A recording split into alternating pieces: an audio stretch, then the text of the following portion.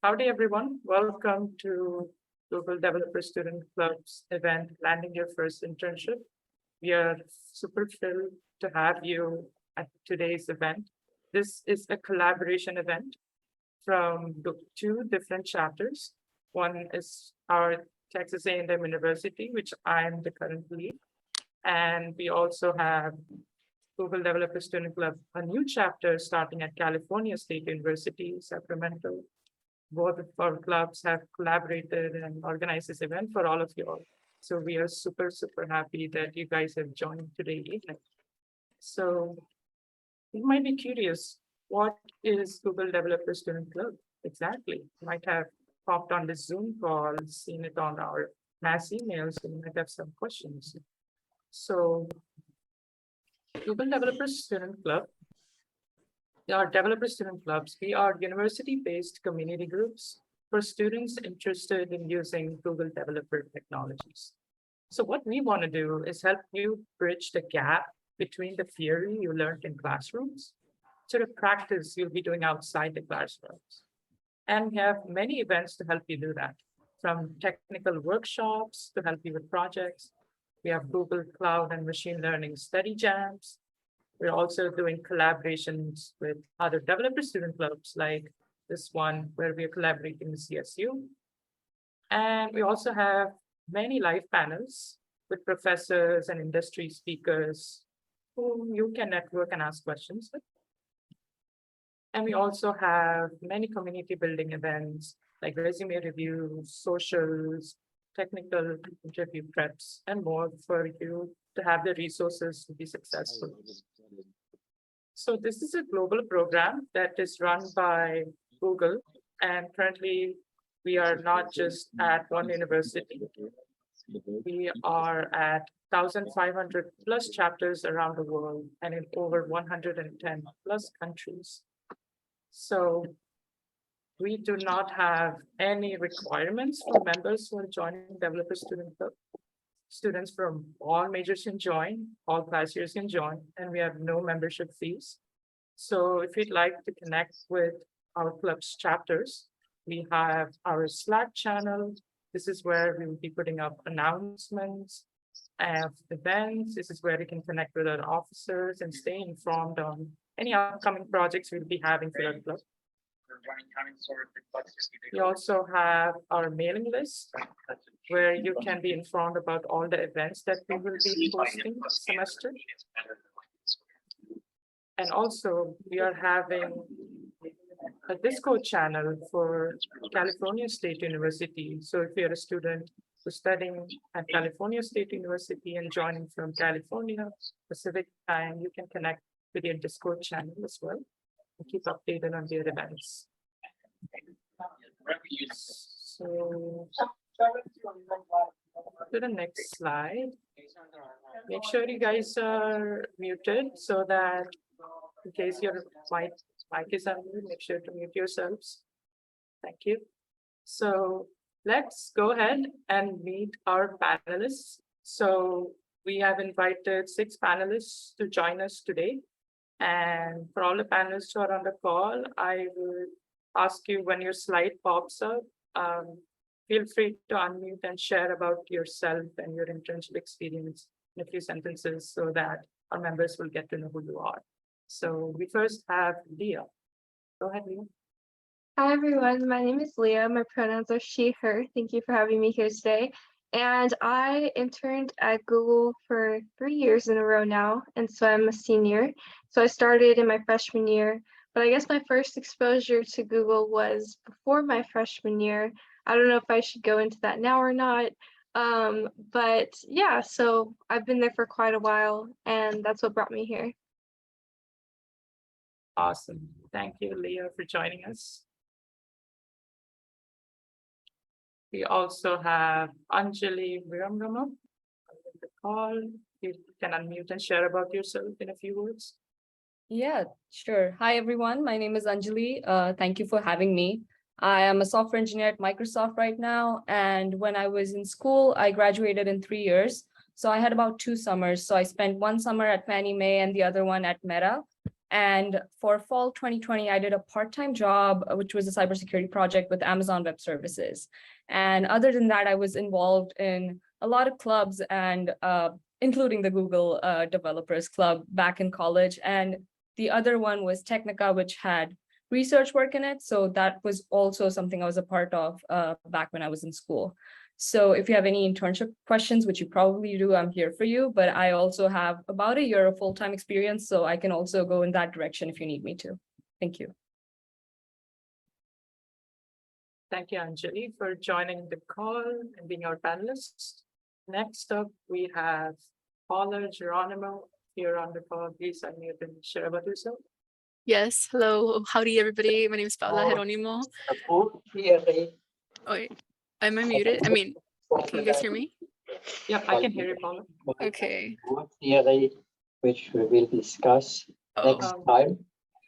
The Peter, That's I think you're, yeah, okay. Thank you Got so that, much. got that figured out. Awesome. So howdy everybody. My name is Paula Geronimo. Current technology management major. Yeah, minoring in cybersecurity and business. So that's been pretty fun. And I first started out my, I guess, career journey by joining Rise First as a web developer fellow, and that was really fun. That was during the spring of 2021. You know, it was, you know, an unpaid fellowship, but it felt more like a, you know, project thing I just had on the side, which was really fun. They're a nonprofit startup type of thing where they help first generation low income students succeed throughout their college journey. And then during the summer, I did Facebook University, which we didn't work on any internal tools or anything. So I was able to have like an actual internship at Wells Fargo, and that was pretty fun. And I got the return offer to be a software engineering intern at Meta.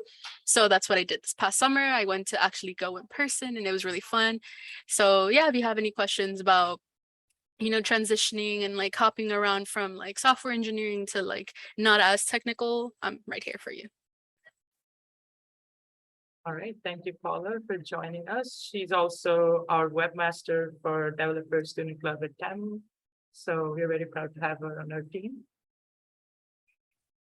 Next, we have Chris Peter Francis. Would like to unmute and share about yourself? Yeah, sure. Hi, everyone. I'm Chris Peter Francis. I'm also a technology management major. And I started off my journey as being a student research assistant at high performance research computing here at A&M. And then this summer, I got to be a solution architect intern at Amazon Web Services. And I'll be returning to Amazon after I graduate. And then right now, currently, I'm a DevOps engineer co-op at US Bank. So I'd love to talk about my experience as non-CS or non-engineering and technical fields. Awesome. Thank you so much for sharing about yourself. Next up, we have Mahiman Dixit. If you are on the call, please unmute yourself and share about yourself.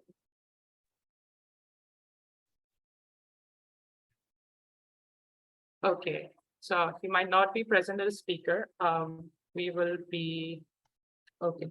I just received that he will be joining the call in a few minutes. So once the panel starts, we'll ask him to hop on the call and we'll do an introduction.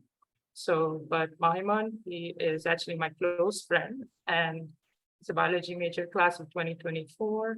And he has shadowed for 1.5 years at St. Joseph Health Hospital, including several neurosurgeries.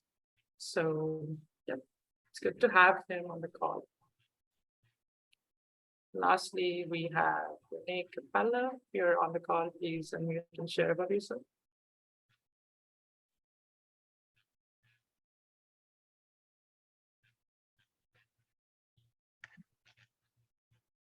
Renee Capella, are you on the call?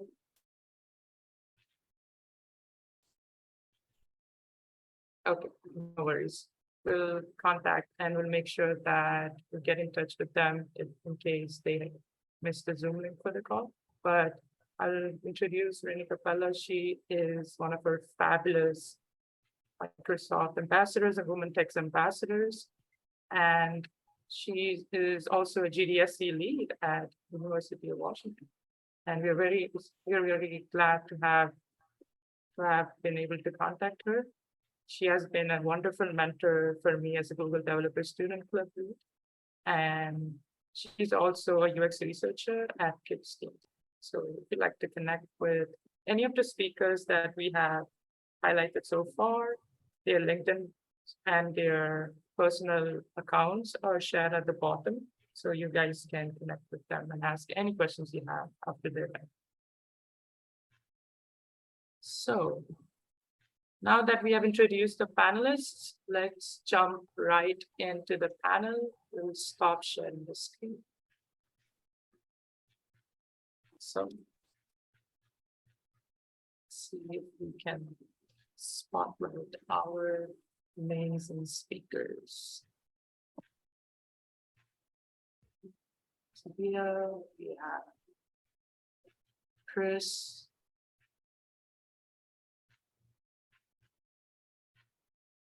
Second.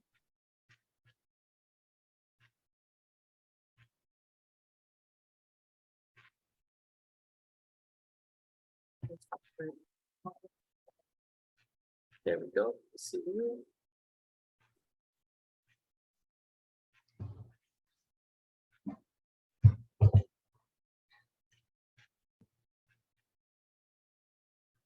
And Anjali.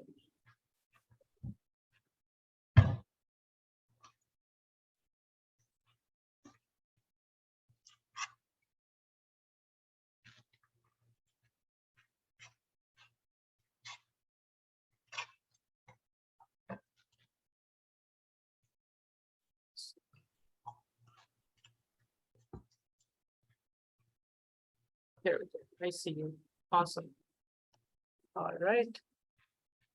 So we'll be asking our first question. This is a panel. So for the first half of the event, the panel facilitators, me and one of my co-leads for this panel facilitator, Jitin, he will also be asking.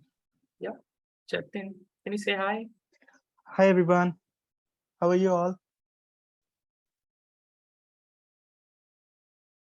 Amazing. So we both will be leading the panel for today.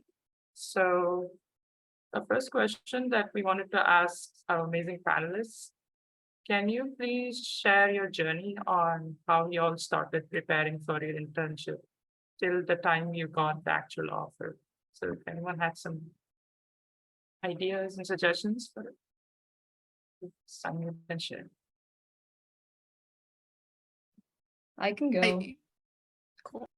Oh, okay. I can go next. It sounds good. Yeah, so I am an international student. And when I moved to the US, I realized that there were some of my friends who already had some kind of part-time job experience or something from back when they were in high school, whether it was volunteering or a summer job. And for me, I had a blank sheet of paper for a resume. So I was in this loop where, okay, I need experience to get a job, but I need a job to get experience. So it was really hard for me to break out of it. So the first thing that I did was aim really low. I went to like the local computer repair shops and asked them if they would hire me because I'm a CS major. I know a little something about computers. I went to Division of IT in my college, and those were some of my first jobs.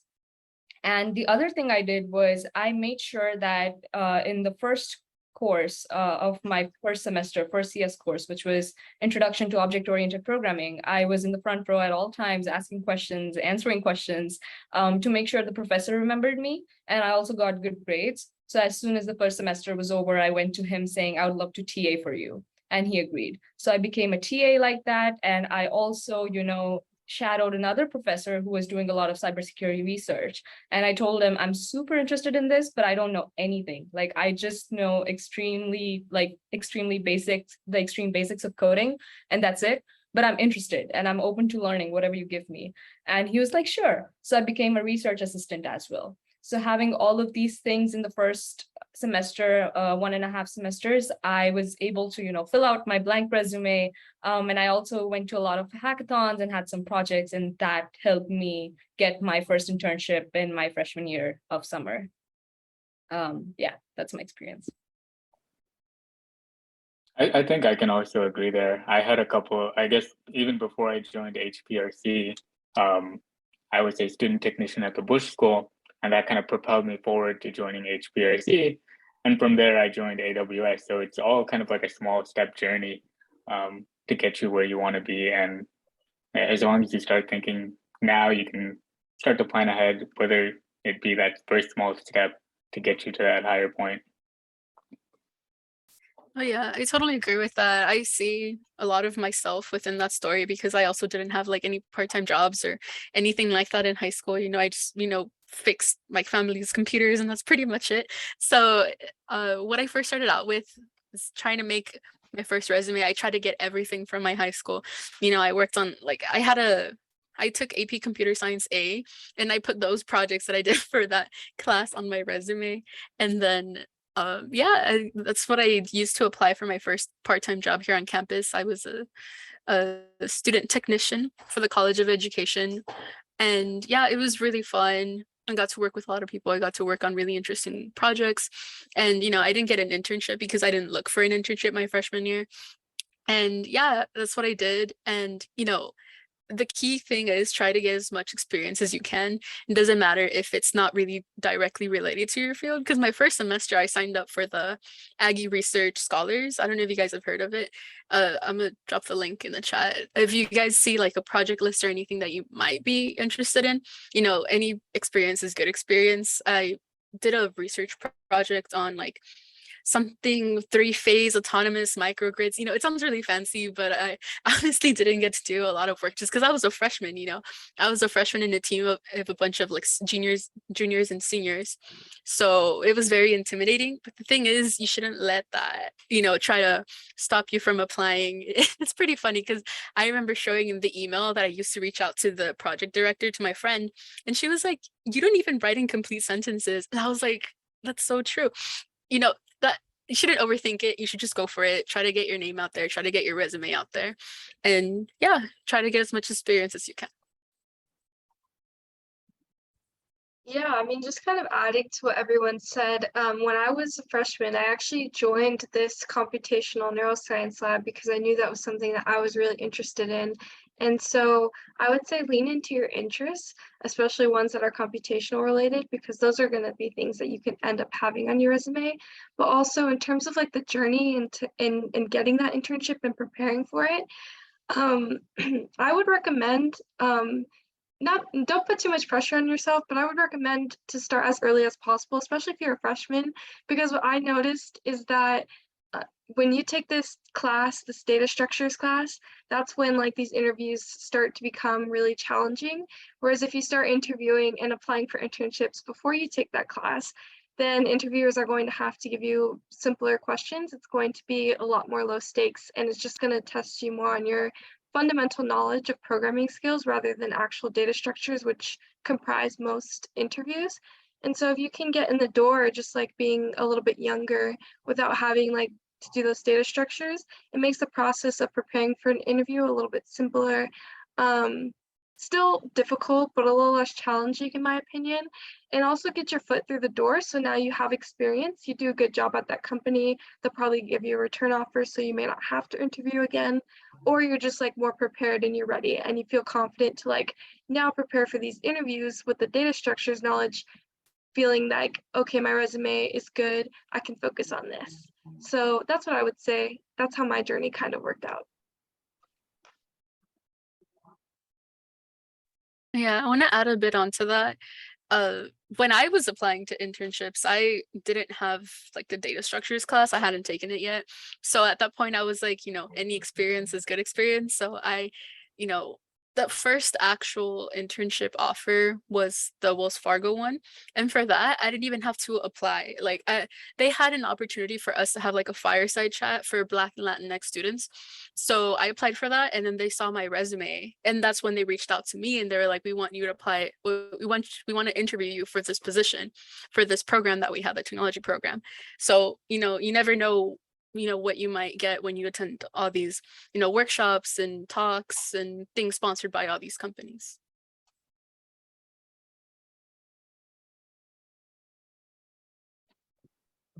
Okay, Before we move ahead, I think we have other two panel members. He's trying to. Yep, we will be spotlighting them as well. So we first spotlight. Speakers.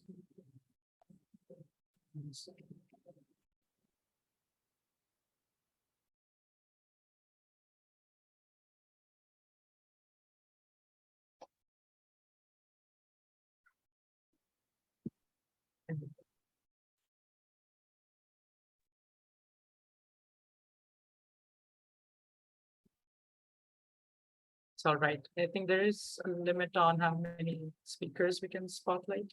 So that's totally fine. But if we have two other panelists, Renee Capella, as well as Mahiman Dixit, both of you are joining. If you'd like to say hi and introduce yourselves. Hi, everybody. It's good to see all of you. And I came in late, so I apologize, but I caught the end of this amazing conversation about taking DS&A classes before you get into these internships. It's like the way to level yourself and be ready for like those heap questions, those graph questions, those questions that really scare us. If you walk into that, like, I already conquered this, I already got it. You're going to feel really confident in those interviews. So +1 on that. Hello everyone, my name is Mahiman Dixit, and technically I would say I might be the wrong panelist for this club, but I would say, so I'm a pre-med major, I'm a pre-med student, I'm a biology major technically. Talking about so I heard all the questions regarding different like internship opportunities and everything. So during my freshman year, basically, I was like really eager to like join a research lab or talking about any shadowing opportunities at hospital or any volunteering opportunities, which is kind of similar to an internship. Faced a lot of problems, like I got rejections from so many research lab until my sophomore year, and right now I technically got plugged in one of the research lab. I gave multiple interviews during summer, but basically I got rejected for that as well. And sometimes the lab just tell you that, oh, your schedule doesn't match with ours. So I'm just gonna say, like, keep on putting your efforts and try to make more connections. Try to join different organizations, and also try to look online, like on Google. Like for me, I just went on Aggie research project list where you can browse different projects, and just try to email the leader team, and they would get back to you sooner or later. So yeah, technically I would say, like, just approach, because most of the time the opportunities are right in front of us, and like we are not able to see it, or we are kind of scared before even applying that, oh, my stats are really low, I don't know if I would get accepted or not. So just try to apply, like we never know, you might think, okay, my stats are low, but you might get lucky and get into that. So, thank you. Thank you, panel members, for your brief introduction. Now that I have a questions, my question would be, like, there are a lot of hearsays about women do not belong in the tech industries, or only like men can be successful in the tech industry. So, like, how this stigma has affected your academic journey or the career to pursue the job in this tech industry? I have so many thoughts about this. And I'm sure the other women / non-binary members of this crew probably also have thoughts on it. I was a software engineer for 2 different companies, and both of them were all male teams. And I think one of those hires was a token hire. I think that they wanted to have women on their team because it was trendy to have women on their team, and I was naive and I said, yay. And it was really difficult. It was not easy to like have conversations with everybody on the team when they were talking about very stereotypical gender segregated topics. I didn't want to do CrossFit because it wasn't my thing. And I ended up being very alienated on the team. So my advice, because it still exists, right? This kind of bias is to interview. Don't just take whatever internship or even job for that matter that you need to take. Go ahead and make sure that you're asking hard questions about culture. How does the diversity break down in leadership? Is a really important question for the internships you take. How many are men? How many are people of color? How many people are, different religions? These are interesting questions because it'll tell you where those biases will exist. And if you can get straight answers, you're good. If you can't get somebody who's going to be transparent with you about the diversity, or if they don't have a DE&I statement, let alone program, it is not worth your time and you shouldn't do it.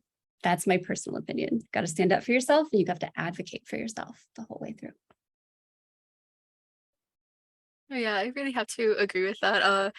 Being whatever queer, Latina, whatever minority in these spaces is just very overwhelming. But as long as you have a supportive team, and that's what really matters. I was really lucky during my meta internship to have an engineering manager that was a woman, and she really watched out, I guess, for us. It was like, compared to other teams, we did have a lot of women. It was just like 4 or 5 out of the team of 12, but that was still a lot compared to other teams, or so I've heard.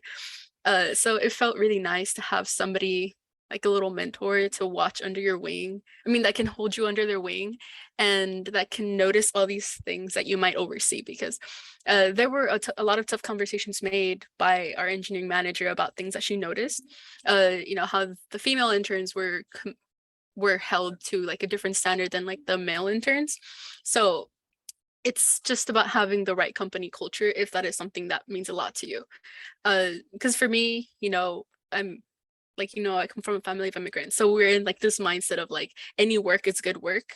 It doesn't matter if you get treated a certain way, you just go get your money, go home, and that's all you have to focus on. But, that shouldn't be something that you should settle with, just putting that out there.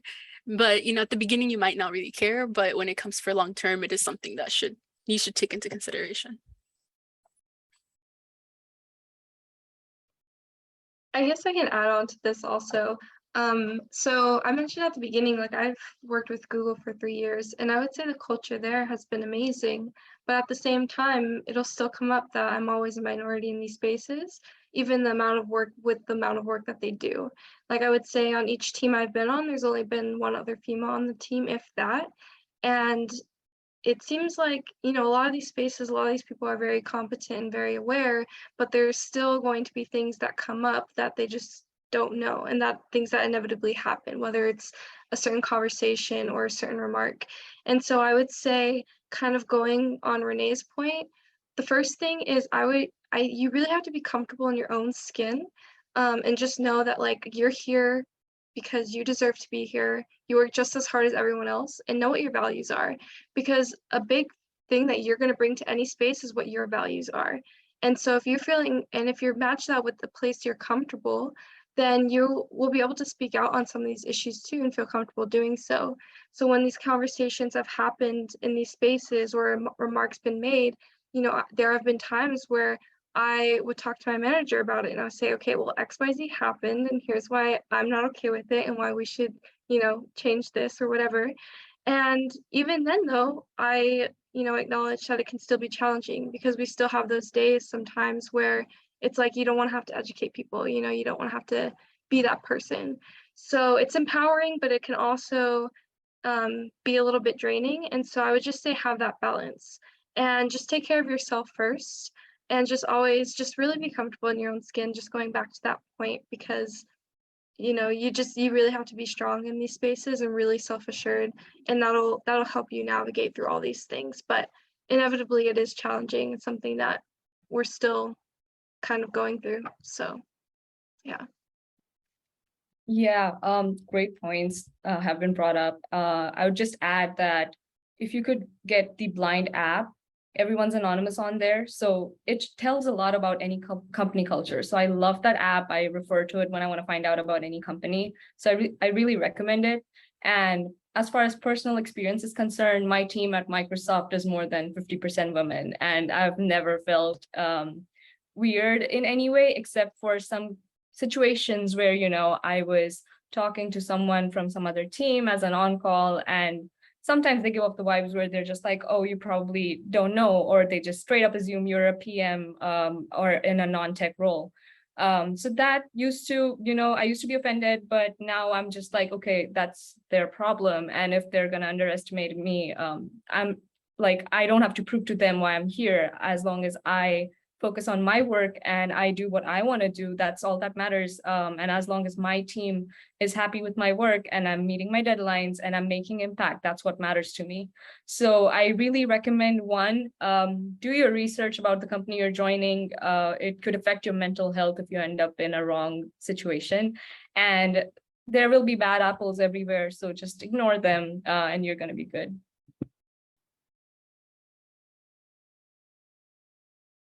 Awesome. Thank you for answering that question. KJ, before you go on, I know I'm not a panelist, but this question, it just reminded me of something. So I interned at a company this past summer, and I got the opportunity to be, so basically there were 7 interns for one project, and due to some circumstances of like my manager had to go somewhere and like just stuff happened, and I ended up being the lead for that entire project. And I just remember that the entire team was all guys and I was the only female on that project. And I was the lead. And I think something that stuck with me is the fact that despite the fact that I was the lead of that project, so many of my decisions or so many of my I guess anything that I wanted to say or anything that I wanted to do was a lot of times undermined just because of the fact that I'm a woman. And so it really does take people a little bit of time to understand that just because I'm a woman does not mean that you can undermine my statements or decisions, because at the end of the day, I am qualified to be here, right? I didn't get the lead position for that internship without being qualified.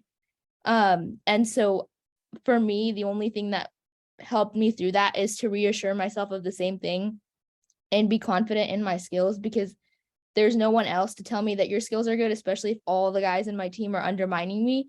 So it's got to be you. And when you're stepping into a STEM related field, any woman, any minority, anybody that's considered not as included in this space has to understand that this is something you're going to face.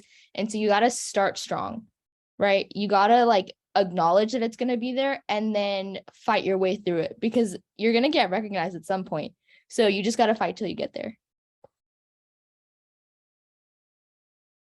Thank you all panelists for giving your opinion on this question. Right at this moment, we have a lot of questions coming in the chat, and we'd like to open the floor to anyone here to unmute and ask the panelists any questions that you may have at this moment that's right in your mind, and feel free to ask. Please go ahead. All right, so I'm Abibi from Jamaica.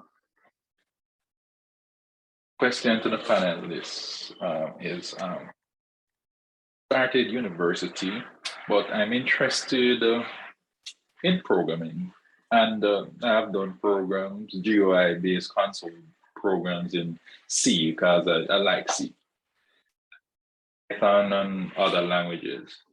And I'd like to know,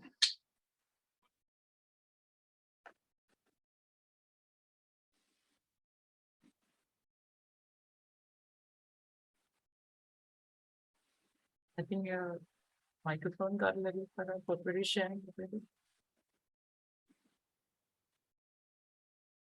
that I have is that what are 2 of the most languages that are high demand in the industry?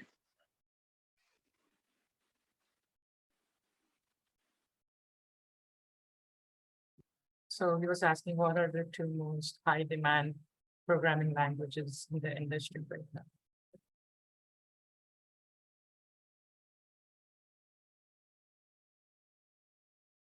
I think it's safe to say that when you look at the applications, you're going to see, especially on internships, because they're expecting you all to like be taking computer science classes. And a lot of these computer science classes are taught, right, in Java or Python right now. So those are two very safe bets. And one of them is really high syntax and the other is really awesome and readable, right? So you could do both of those. And I feel like it would cover, not to mention Java really explicitly teaches you kind of the foundations of why the data structures are what they are, while Python can kind of gloss over that gently. If you're not careful, you might miss it. So do both of them and be able to kind of maybe answer some of those low to medium or easy to medium leak code questions with both. And I think you should be good to go. One thing I did back when I was in college was for a semester, I decided to build the same project in different languages. So I did the exact same thing in Python and then Ruby and then Java and then C++. And that really helped me learn how to adapt to any language thrown on me. I even tried OCaml for a bit, which is such a weird language. I don't know why I did it, but I just wanted the confidence that if I join a company tomorrow and it gives me a language I've never touched, I should be able to adapt to it. So I really recommend that exercise, but I 100% agree that start with Python and Java, and then you shouldn't be focusing on, oh, I need to know everything about this language. Are you able to code in the language as long as you can Google anything, as long as you can open the documentation up and open Stack Overflow and all of that? That's all that matters.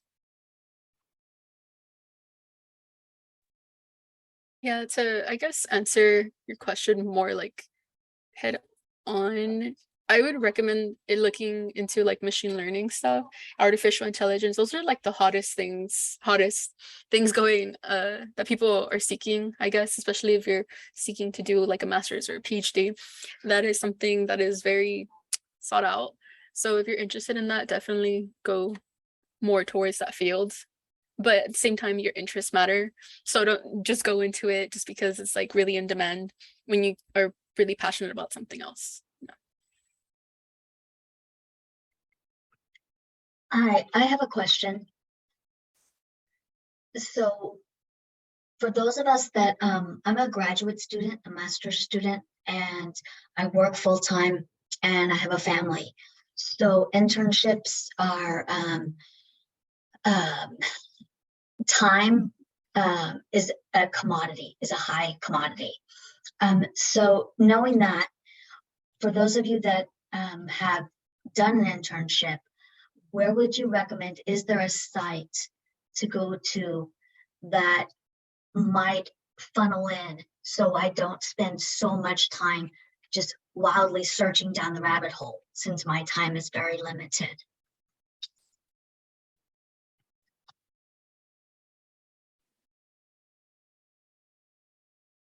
I can go ahead and answer that. I know there's Handshake, there's Indeed, there's the Jobs for Aggies. I think they changed their name now, but we have that as a resource where typically they include the pay, because that is something, you know, like that. I also find it really important since I'm like independent.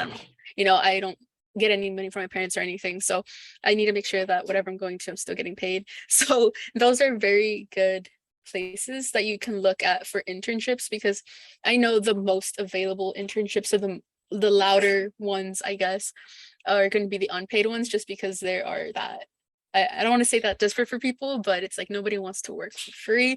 So I recommend looking into those.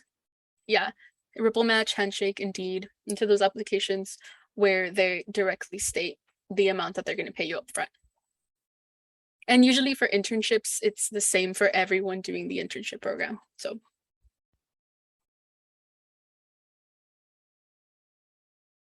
I think another great topic for if anyone else has, I have 3 children, so I understand that time constraint. It's very difficult to juggle all of those responsibilities. So I really respect your question. And I think that it's not just finding like an internship, and you already know this, right? That allows you to be paid or compensated for the time that you're spending, but also like what resources are available to help if it is going to eat into your time, like childcare and all of these different dynamic things when you have a family in the mix. And I personally am curious if other people have thoughts about that, but I am going to go Google in real time and see if I can find anything regarding that topic, because I think it's a very important question.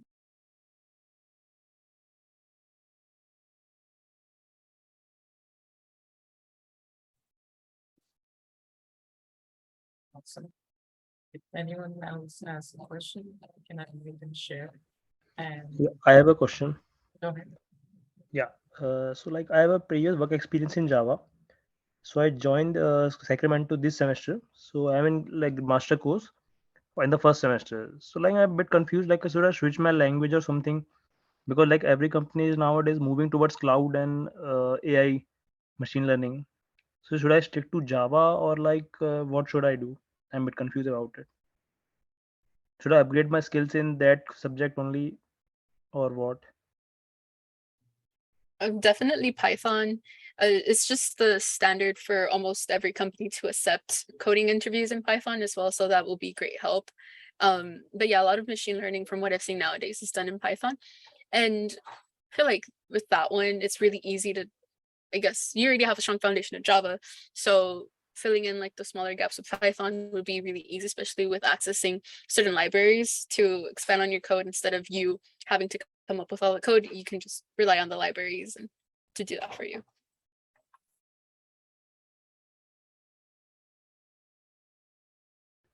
Okay, thanks.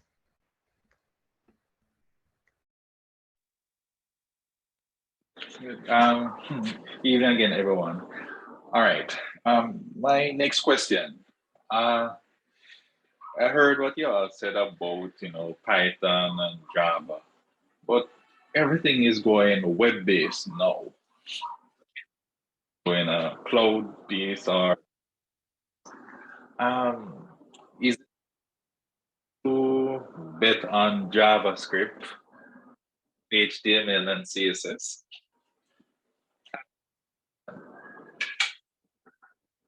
I think, correct me if I'm wrong, but JavaScript, HTML, and CSS are like a given in almost every, at least whenever I've applied for something, it's like, you already know those. So, and JavaScript maybe less so, but definitely HTML and CSS, being able to web author.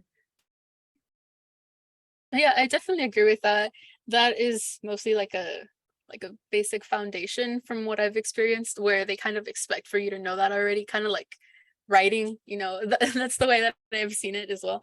But if you do want to get stronger with that, I know React is another really good, I guess, thing to know, especially if you're doing web development. I know that's what I did for my internship with Meta. I worked on their web application, and I use React.js for that. Well, they're, I guess, dialect for React.js, but it's basically React JavaScript.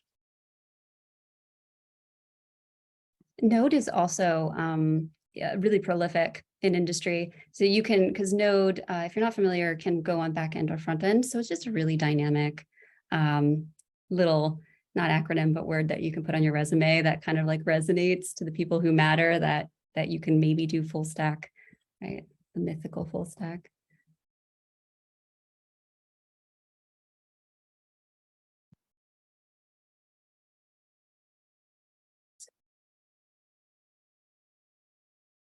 Have any other questions they would like to ask the panel? I had a question about data science. So I was wondering, like, what projects would you guys recommend to put on your resume? Like, what would you recommend for companies? And then would you recommend like building a GitHub profile with your projects to showcase to companies? Yeah, I can take this one. I would definitely say, especially, I was going to mention this earlier too, if you don't have a lot of experience, the thing you should do is projects, and they can be personal projects, and they don't have to be things that take you months or weeks to do.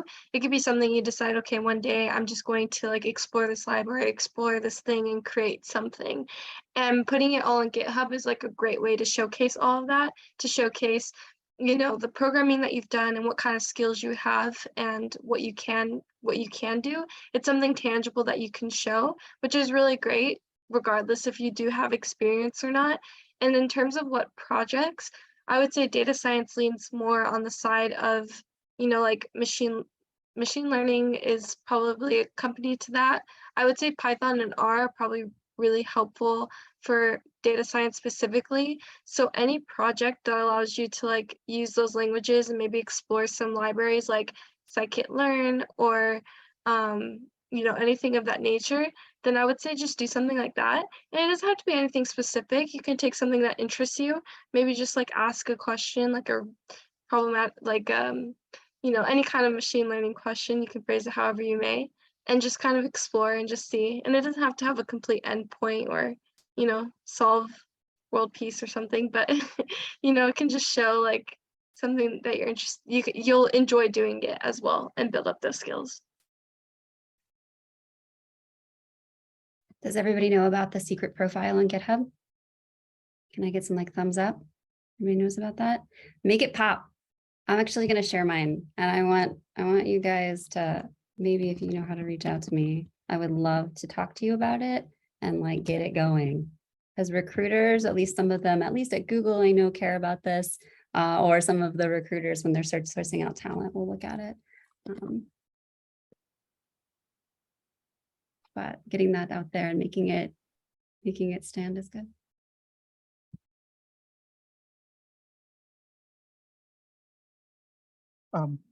So I have a question here, like resume building itself is an art, and majority of the students, you know, cannot even cross through the ATS in like applying the job.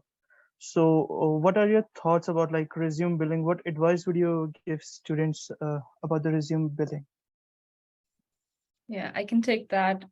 So as far as the resume is concerned, I would personally stick to a very professional looking and simple template. There's some really funky ones out there.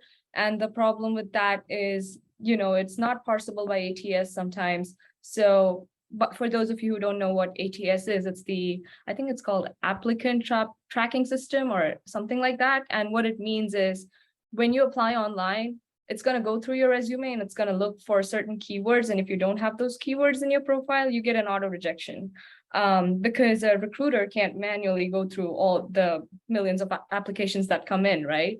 So in order to make it to like a recruiter's hand, you need to get through the ATS. So I would recommend using a very simple professional template. I personally use something from MS Word.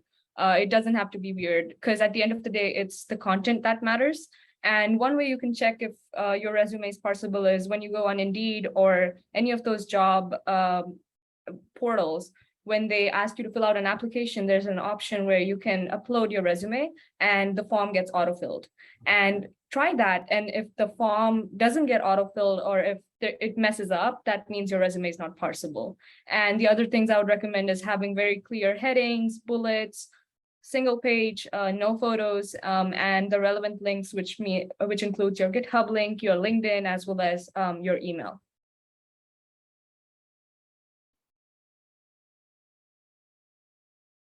Any other thoughts on this? This one, any analysts would like to expand on this a little bit? Oh yeah, honestly, I agree with all of that. I just have, when I first started out writing my resume, it was, 2 columns, I had the really funky skills section, all of that. But once you kind of, recognize that it's just ATS, it's doing most of the heavy lifting for these recruiters. It's like, you just need basic black and white thing, no headshot, no crazy colors, and none of that. Like, it's very, I don't know, very traditional. Very traditional resume is the way to go. That's what I use. There's a lot of good websites for resume templates. And I did write a blog where basically I reached out to my friends who work for big tech companies and I took their resumes and put it all together. So there's like 10 different samples of people working for big tech. If you want to read through it, I'll put the link in the chat.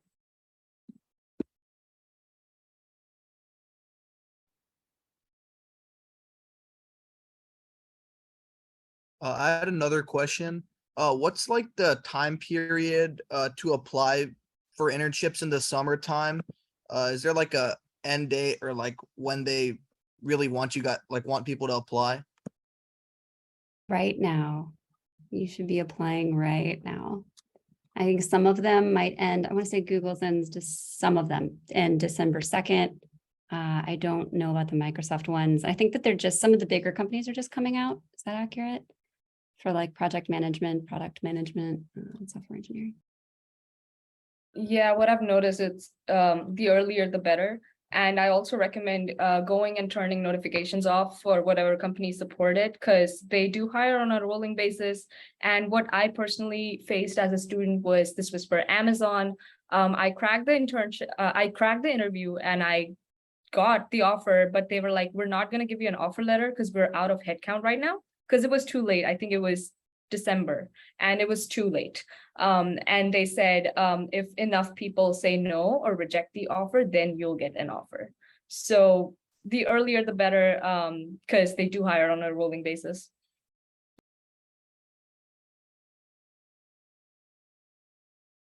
Headcount is a real thing, you guys. So definitely be mindful of that, especially right now. I'm not sure how many of you are familiar, but Google, for instance, has a hiring freeze. So pretty sure this does not apply to interns, but they're not taking any new people right now. And this usually kind of has a trickle effect to other companies also. And it's just like going to be a wave for a second and then everyone will come out of it. But just like be very mindful of that because they're very serious about it at this point. So definitely do it as early as possible because headcount is a thing. I've seen a lot of comments about not having experience or not like having any internships or like working in clubs and things. And it reminded me of a path that I've taken, which has been to just kind of take on pro bono work and find, because it's not necessarily about the internship per se. It is like highly valued and there's a lot of respect for it, but you can also just find experience and talk about it. If you're able to, for like the solutions challenge, right? You're going to work on a team with other individuals. You're going to build and deploy an application or a technical solution. You're going to have stories. You're going to have stories about how it didn't work out at first, how you crashed and burned, how somebody quit last second. All of that like behavioral stuff is going to come out, which is great. Talk about how you persevered and like your retrospectives. And you're also going to be able to just talk about like working through that design process, the design sprint. But you can also do that with your friends and family. Let's say you have a small business owner, friend of your parents or personal friend who has maybe a website that looks like it's from 2010. You can be like, hey, do you mind if I try to take this over and like spruce it up a little bit? And then you use that as like a case study, as a portfolio project that can show how you transformed it, how you worked with that client and how you had that interfacing. Working on teams, working with clients. These are the things that people want to see. And it also shows initiative, right? It shows initiative and leadership that you, just because you weren't able to get an internship didn't stop you, right? You still stood up and said, you know what, I'm still going to get the experience I need. This is why I'm a worthy candidate. I love it so much that I went out of my way and did it in my spare time. I'm gonna add a bit onto that because I've also seen the messages, like I've glanced over them. When I was a freshman, the whole entry to a major thing that we have, I kind of just put that to a side, and on my resume when I was applying to stuff, I put my desired major because I was in engineering then and I wanted to do computer engineering, or I wanted to do computer engineering at that time. So I just put computer engineering on all my applications. I'm working towards, or at the time I was working towards that degree, so they won't really know. But I recommend doing that instead of like general engineering, just because companies might think, oh, so that's your major. Like that's the major that you're going to do all 4 years of college. But in reality, that isn't what you're going to do. So for those who are interested in, e-tamming into computer science, just put computer science on your resume. Honestly, it doesn't hurt. And it just helps when it comes to the whole like resume parsing. And I guess on top of that, like I mentioned, came in not really knowing what I wanted to do as well. So I did the electrical, it was basically like an electrical engineering project my freshman year, just to get a taste of a bit of everything. So I recommend doing that, just trying things. If you don't like it, well, you don't like it. If you do, awesome, and you stick with it. Yeah, for me, I knew I wanted to be in CS, but I wasn't sure what exactly in CS. So what I did was I took courses in all these different domains. I took a cybersecurity course, I did game development, I did bioinformatics, I tried data science, and then I realized I love full stack software engineering, and I also loved cybersecurity. So then I decided to do my cybersecurity minor. So if you're still a freshman, I really recommend trying a little bit of everything before you settle for something, because just because you have heard something is cool or just imagining yourself in a role might seem great, but when you're actually in the role, it could be a completely different experience. For example, data science is considered one of the coolest jobs out there. And when I took a data science course, I realized I couldn't stand it. So you never know what you might like and what you wouldn't. So I really recommend trying before deciding.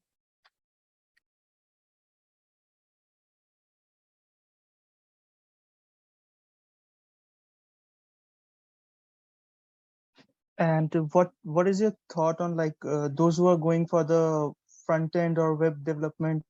How about they build their portfolio using HTML, CSS, JavaScript?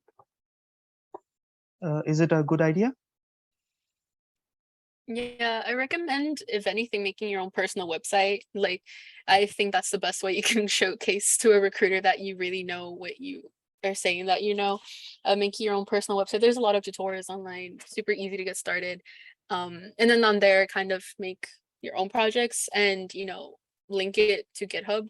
That could be a great thing to do just as a starter. And then maybe just add more details to it as you go on. But yeah, it is really recommended to do something like that, even if it's just screen caps. If you don't have your projects posted anywhere, just screen caps kind of work when showcasing it on your personal website, which you can get started with in GitHub Pages. Yeah, that's what I did for my first personal website. It was on GitHub Pages, super easy to set up. And yeah, I'll find a link to reference it and put it in the chat.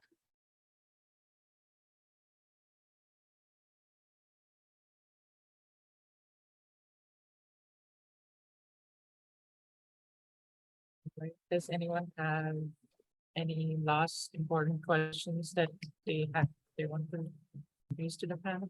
Please. Can I ask a question? Go ahead. Okay. So I'm freshman and I really have zero experience. And then as you just said, I'm trying to get involved on other program or club so I can learn from them and involve myself. So I joined like 3 clubs, and then with studying and clubs, it's already kind of hard for me. Like I'm running out of time every week. So I heard that like some of you did program during the semester. So I wonder like how you managed your time or mentor for that.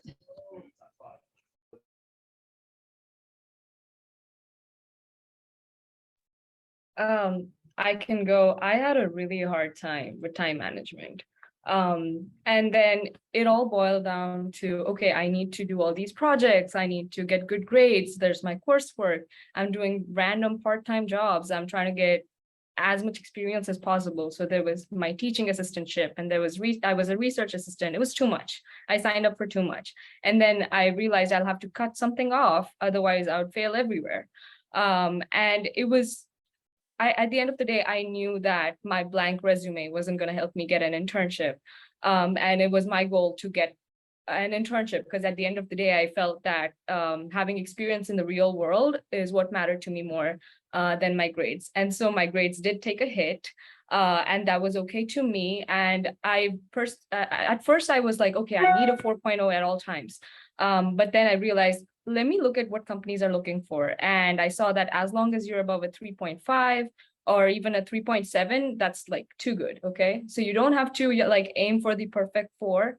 Try to maintain your grades. And I was so strategic about it. I was like, okay, there's these 5 major projects. If I get 100% on this one, I can skip the next one. So I was like, okay, if I'm skipping this one or getting the minimum grade there, then I have the time to grind lead code and give a lot of interviews. So be very strategic and try to understand what's important to you. Because I also had another friend and he was doing the exact opposite, because he wanted to immediately do his master's in an Ivy League. And for him, it was his GPA that mattered. And for me, I wanted to intern at good different places. So know your goals and then strategize accordingly, because you can't do everything. And if you try, then it'll be really hard on you. Yeah, being completely transparent, my GPA wasn't exactly the hottest when I was applying for all these internship opportunities. I just really want to know that, you're at least doing okay in classes. You're not failing all the classes that you're taking, that you're reasonably progressing with your degree, and that you know what you say that you know. Applying it when it comes to these interviews is really important. So I guess for me, I had a really heavy load. So recognizing what benefits you, what doesn't benefit you, and just cutting it and adjusting to that is a helpful life skill in general. So yeah. A different approach might be what I do to maintain GPA and list all the things is I make sure everything is aligned, right? So I led a Google Developer Student Club, and we put on 150 plus events that were global and local, right? It was really busy. But at the same time, my Google Developer Student Club was very much in line, and we had set up tutoring services for almost any class I was in. So I was able to be at the club and help tutor, which I think a lot of us know, if you tutor, you're also kind of helping yourself study and at the same time be tutored by my peers. So I had kind of connected my club experience with my leadership experience, with my GPA, and that really seemed to work out really well for like 2 years. So if you're able, trying to find how you can kind of avoid redundancy, right? Avoid task hopping and like put it all on like one efficient plane where you can study and do like, multiple things at once. Get it? I can't say that's always possible. Google Developer Student Clubs, maybe I'm a little biased, was amazing, but I like that route. Yeah, adding a bit of life tip in general, just to get yourself sorted out with time management. I really recommend using a calendar system. I use Google Calendar.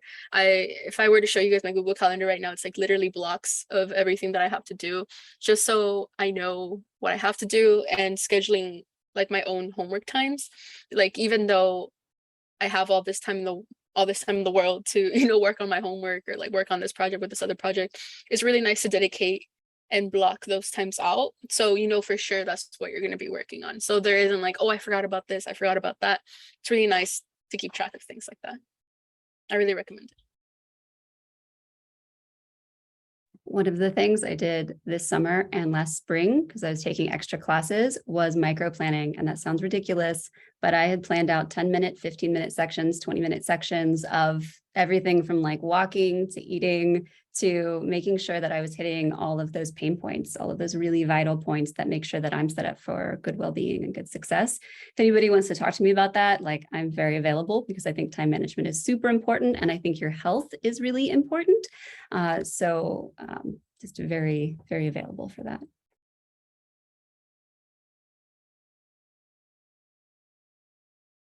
All right. So we are a few minutes over time, and with what we'd like to ask a closing question. So what is that one tip that you have for trying to get a job into software engineering or a technical job or a shadowing opportunity? What's that one tip that each of you all can share with our members that helped you get that job?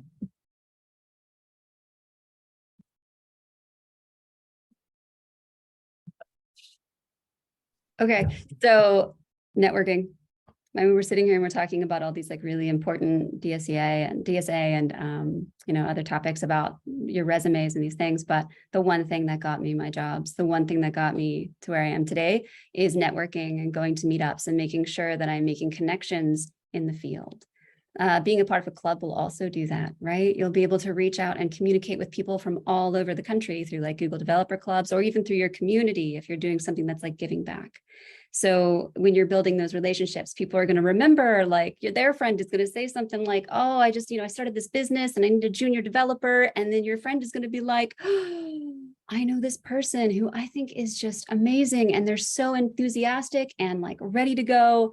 This is their number. Or they're going to ping you and be like, let me make this introduction. And I guarantee you, you're in the door. You just don't, you know, make a fool of yourself in the interview. And sometimes startups are the best place to start. So get your networking game on, go to things like meetups that are local, be consistent with them, go like, you know, don't just go to one and pop out and expect to make good friends. You got to like show up consistently. Yeah, for me, just don't forget that you belong to whatever you're trying to do. Even if you don't belong, force yourself into belonging. You know, there's nothing bad with like, I guess, creating a space for yourself. I know it was really tough for me coming in, just having no idea what working in tech was, having no idea of like what is computer science or like what is software engineering. Just put yourself out there, especially when all these opportunities are going on that you don't even know about. Try, you know, joining Google Developer Student Club, joining, you know, cultural societies. Like I'm part of SHIP, MISE, and Mexican Americans in Engineering and Science, where I have like these leadership roles in as well. So it helps to have connections and network with all these different individuals while also participating in these organizations where you feel really, you know, strongly connected to them. Because my cultural identity is really strong to me. For other people, it might be, you know, you know, if you're LGBTQ or if you're another race or women-based organization, those are really great things to participate in. And at the end of the day, you're not losing out if, you know, you just share your resume into their database. If you go to these conventions and if you go into these workshops, and just putting your name out there really helps. And yeah, even if, you know, I was guilty of doing this my freshman year, of just like going to a meeting and then kind of never showing up again, but still being part of the Discord. I don't recommend doing that, but it is helpful at the end of the day to at least be somewhat aware of all of these things that are going on. And you never know what org you might really stay strongly close to, where you also get to build upon leadership. And with that leadership, it also shows to companies, I'm dedicated. I've spent so much time with this organization. This is the impact that I've made with them. You know, things like that. Just don't be afraid to put yourself out there. Don't be afraid to just take the first step and leap into the unknown or whatever. Not to sound too dramatic, but that's my cookie of advice.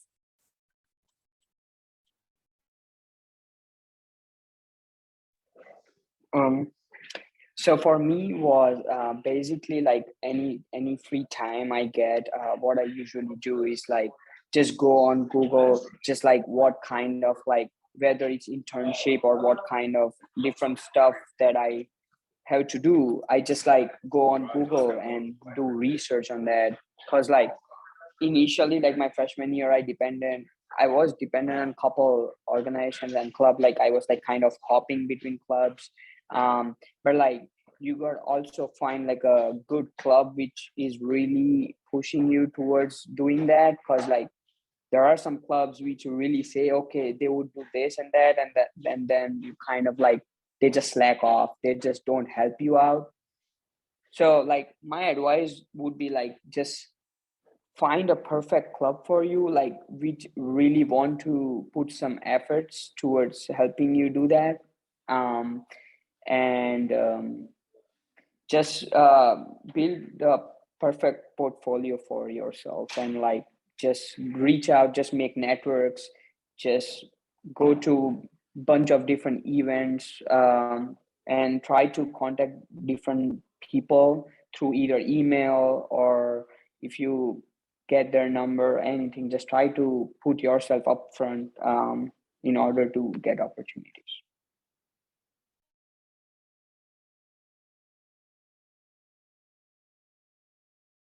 All right. This has been a totally wonderful panel with a huge and diverse set of questions that we got to answer. I'm really delighted on hearing all your opinions on all the different questions, and we'd like to thank all our speakers and panelists for this amazing event. If you'd like, please unmute and maybe do a round of applause for our panelists.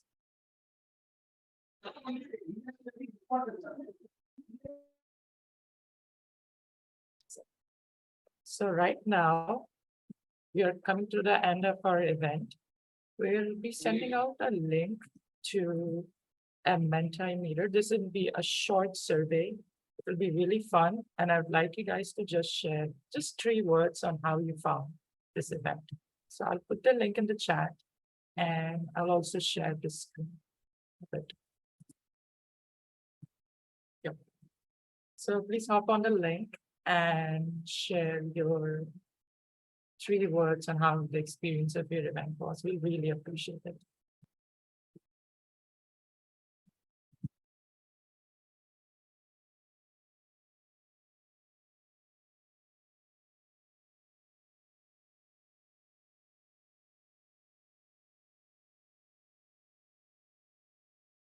Inspired, helpful, empowered, interesting, informative, broad, nice.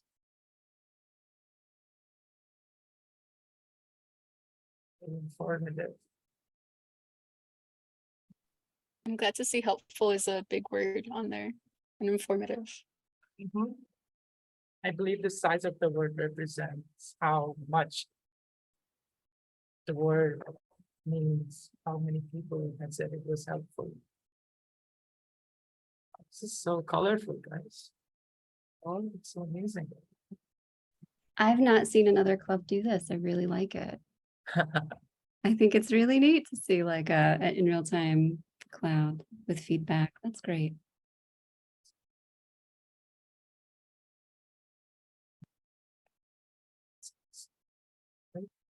I had one last question, if you guys don't mind answering. So regarding data science, like in general, there's like a lot of like leak code prep and like companies are like going towards code signal and these like technical interviews. But like, is there a good resource for like data science and machine learning? Because I know there's a lot of software engineering like leak code questions, but I can't really find that much for machine learning and data science. So what would your recommendation be, or any resources you guys would recommend? Paula, are you data science? So you might know. Oh no. No, I'm not. I'm going to recommend Kaggle. I'm going to recommend Kaggle, and I'm going to recommend Cloud Skill Boost from Google.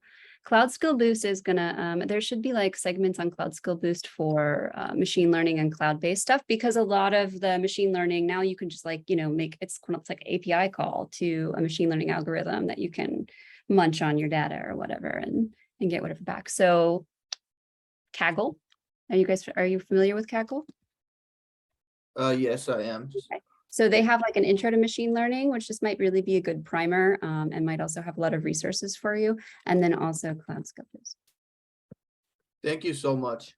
Yeah, and just for a bit of recommendation, I recommend going on Reddit. Honestly, there's a lot of good subreddits when it comes to people wanting to pursue data science careers. So feel free to join forums like that and just kind of see what's going on and what type of conversation they're having. Hopefully that'll direct you to a good area. Definitely read some books on ethics and data science. Do it. Be like the best in the room. Have all the ethical considerations of AI and machine learning. You would be amazing.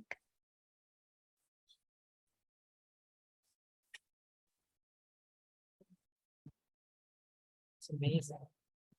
Thank you all for all your questions.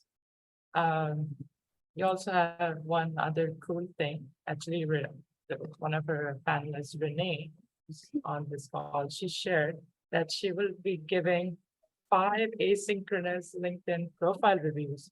So if you'd like to have your LinkedIn profile review, have some constructive feedback on how you can improve it while you're applying for your internships. Now that career fairs are happening, might have interviews, and you would like to have a polished and really good looking LinkedIn profile. So what you can do, I'll share the screen right here.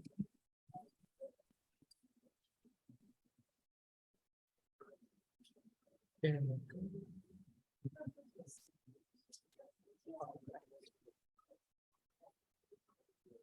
I hope everyone is able to see the screen. So we have multiple ways that we can connect to our universities. For the 5 asynchronous LinkedIn profile reviews, what we would have to do is make a small story on Instagram. So if you have an Instagram account, you can take a picture of this event or share your experience and make a post or a story about it and tag our university, GDSC.channel, if you're from Texas A&M, or you can also tag our California State University folks Instagram account as well.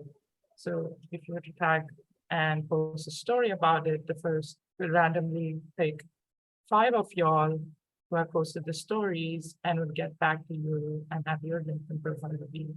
So I really encourage all of y'all to do that. This is an excellent opportunity that Renee has offered her time and consideration. So I really appreciate if you guys do that. So more about how we can connect to our Google Developer Student Club chapters. If you are a Texas A&M student, faculty, or studying at Texas A&M, you can connect to us via our Slack and our mailing list, as well as we're also on the LinkedIn. We also have the Facebook, Twitter, and an Instagram platform. This is an excellent opportunity for you to connect with us about upcoming events, what speakers will be having for our events, who will be inviting, what time it will be happening. And so I really encourage all of you all to hop on the social medias and our Slack and start getting in touch with our amazing community. And for California State University, please go ahead.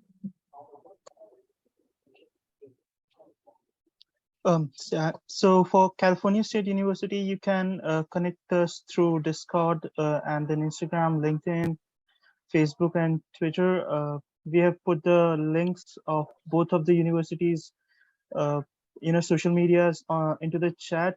So before we end, you can copy the links from there and yeah, send us the request over there. And yeah, please go ahead. Yeah, it's amazing. So we'd love to have you connected with our amazing community. And to remind all of you all that at Google Developer Student Club, we offer you all the resources that you need, all the mentorship opportunities that you need for you to take your current skill set wherever you are, whether you're a freshman, sophomore, even though you might not have prior experience, you might not be a CS major. We are all here to support you to start developing solutions, to start thinking of new technology stacks and seeing how you can make a change in the world. So please do connect with us. We'll be sharing this slide deck to the respective university Slack and Discord channels. So please be on that so that you guys can be informed. So once again, I'd like to thank all the panelists who joined throughout this event and made this event a blast, a success. And we'd like to thank all of you all who took time this evening to join this amazing panel. And I hope you learned one or few tips and tricks that you can use to help you land your first internship in the upcoming summer or upcoming spring or whenever you guys work together. So thank you all for coming, and we hope to see you again.